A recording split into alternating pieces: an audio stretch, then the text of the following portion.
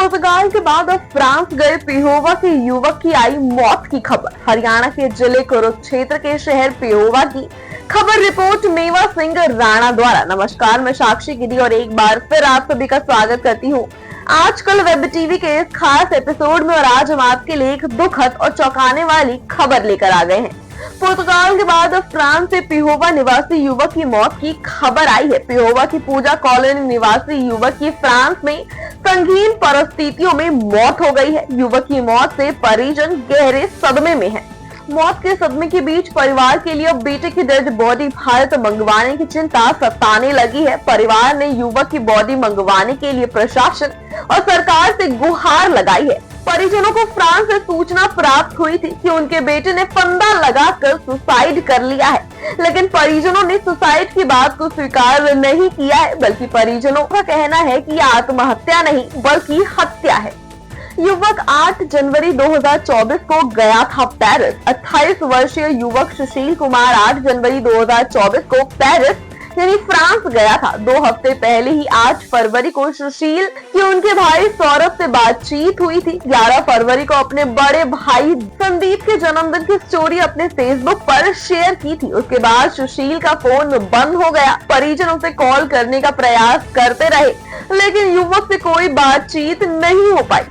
France से मकान मालिक से प्राप्त हुई मौत की खबर। युवक की मौत की खबर फ्रांस से मकान मालिक द्वारा दी गई थी। मृतक के भाई सौरभ ने बताया कि जब उसकी सुशील से बात नहीं हुई तो उसके साथ कमरे में रहने वाले साथी से बातचीत करने की कोशिश की गई, लेकिन उससे भी संपर्क नहीं हुआ। तब 15 फरवरी को मकान मालिक ने उसके भाई के फंदा लगाकर सुसाइड करने की सूचना दी। उनको मकान मालिक की बात पर विश्वास नहीं है, क्योंकि 8 फरवरी को सुशील उसके साथ सामान्य बातचीत कर रहा था। 11 फरवरी को उसने फेसबुक पर भाई के जन्मदिन की स्टोरी शेयर की थी। सौरभ ने कहा कि उसका भाई सुसाइड नहीं कर सकता। मृतक के भाई सौरभ ने कहा कि उसका भाई सुसाइड नहीं कर सकता, क्योंकि सुसाइड करने जैसी कोई बात ही नहीं थी। लेकिन मकान मालिक ने उनके भाई के सुसाइड करने का कोई भी प्रूफ नहीं दिया है। अब मकान मालिक उनके साथ बातचीत करने के लिए आनाकानी कर रहा है। कई बार मकान मालिक को फोन भी किया गया, लेकिन मकान मालिक उनका फोन ही नहीं उठा रहे। मकान मालिक मॉरिशस का रहने वाला है। मृतक के साथ रहने वाले युवक भी पंजाब आ गए। सौरभ ने बताया कि घटना से कुछ दिन पहले उसके भाई के साथ रहने वाले पंजाब के 3 लड़कों में से 2 पंजाब वापस आ गए, जबकि तीसरा युवक 2 फरवरी को पोलैंड चला गया। उस युवक के पोलैंड में फिंगर होने थे। उसके जाने के बाद उसका भाई रूम में अकेला था। उसने उन युवक के साथ भी बातचीत करने की कोशिश की, मगर उनको भी घटना के बारे में कुछ पता नहीं है। सुशील पेरिस में कपड़े के शोरूम में काम करता था। ये शोरूम किसी पाकिस्तानी मालिक का है। उसने पाकिस्तानी व्यक्ति से बातचीत की थी।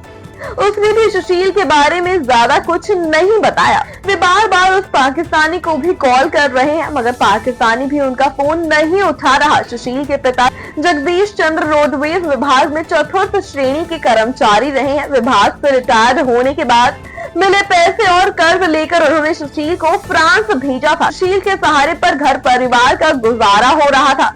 सुशील की मौत से परिवार पर आर्थिक संकट छा गया है।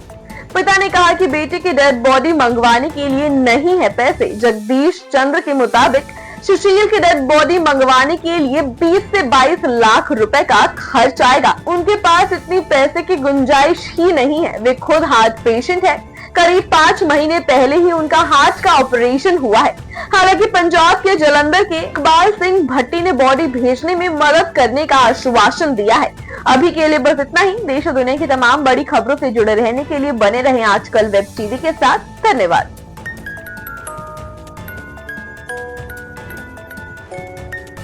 ऐसे ही और ताज़ा तरीन खबरों के लिए देखते रहिए आजकल वेब टीवी।